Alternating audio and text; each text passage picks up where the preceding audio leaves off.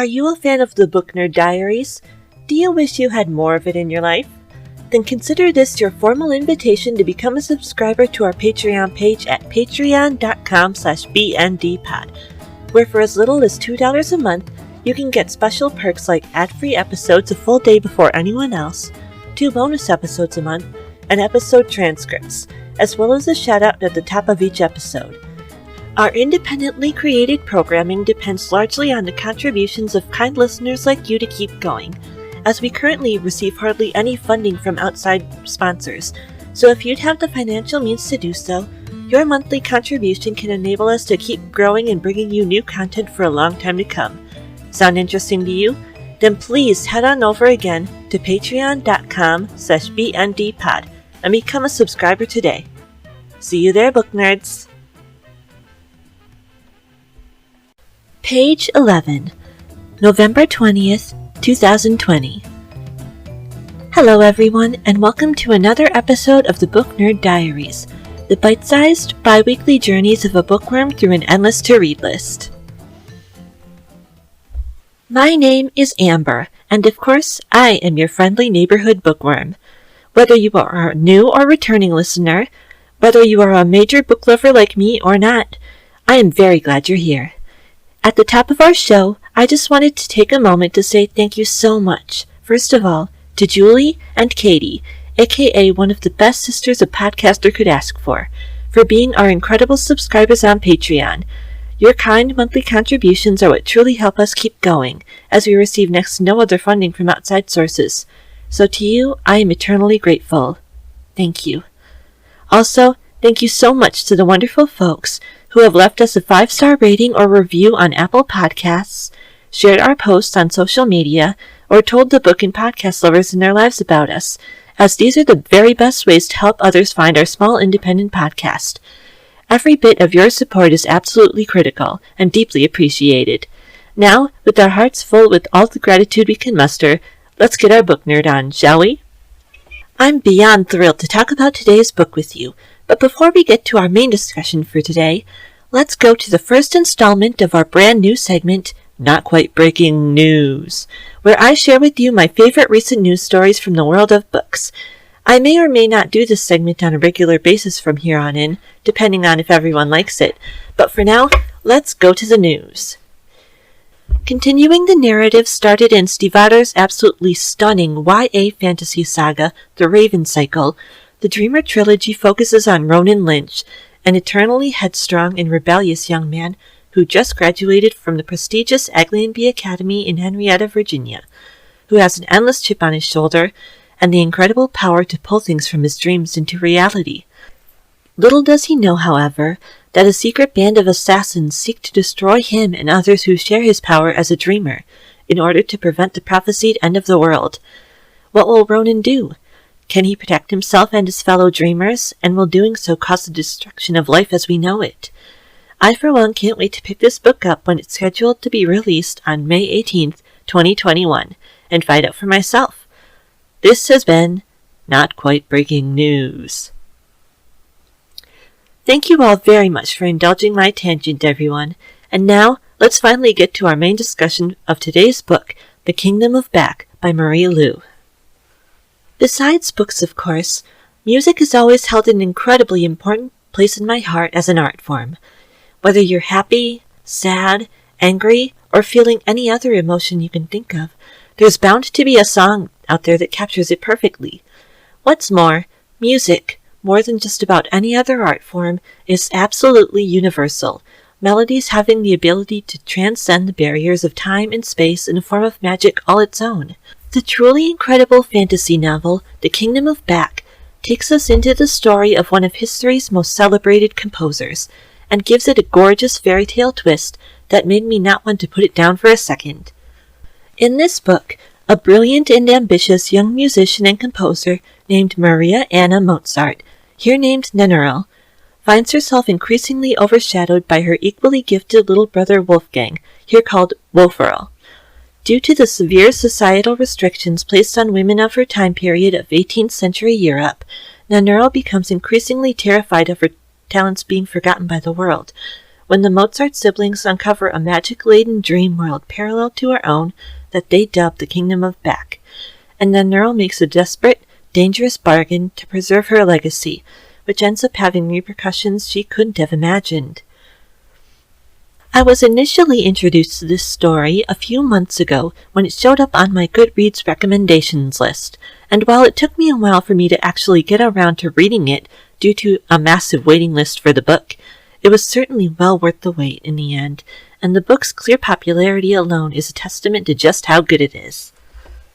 I don't wish to give away any crucial spoilers for this book for anyone who would like to read it for themselves somewhere down the line, and so I'd like to share with you a few of the particular aspects that I enjoyed the most, in a segment that I like to call the highlight reel.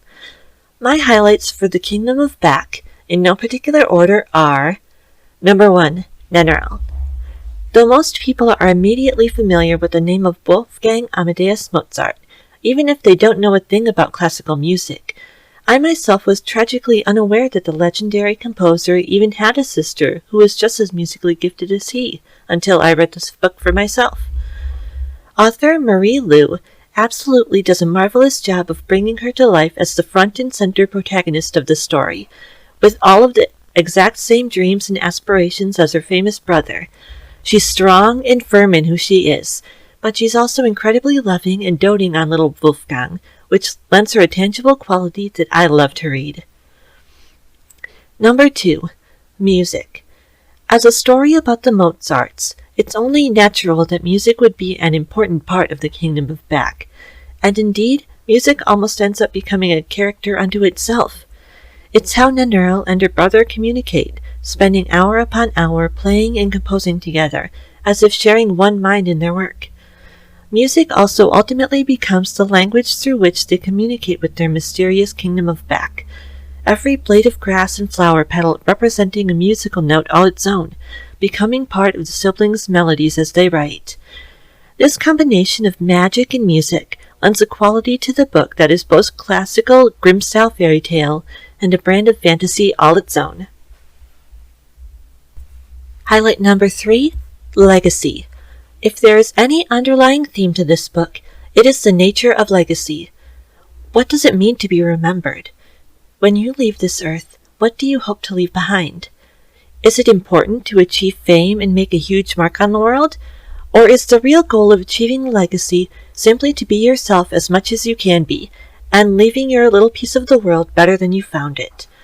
All of these questions play a huge role in Nerl's journey through the book, and ended up haunting me for a good while after I closed this book.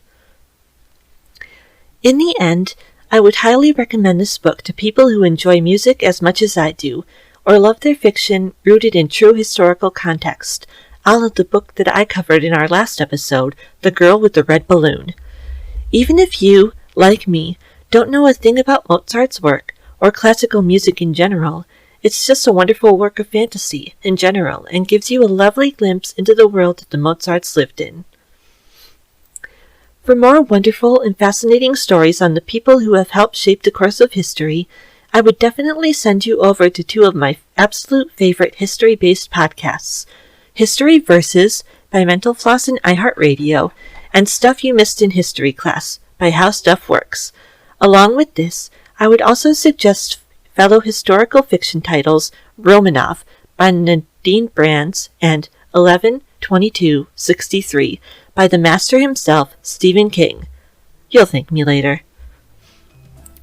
With that, everyone, we have reached the end of our main discussion for today, but please stay tuned for more Book Nerd Diaries after this quick break.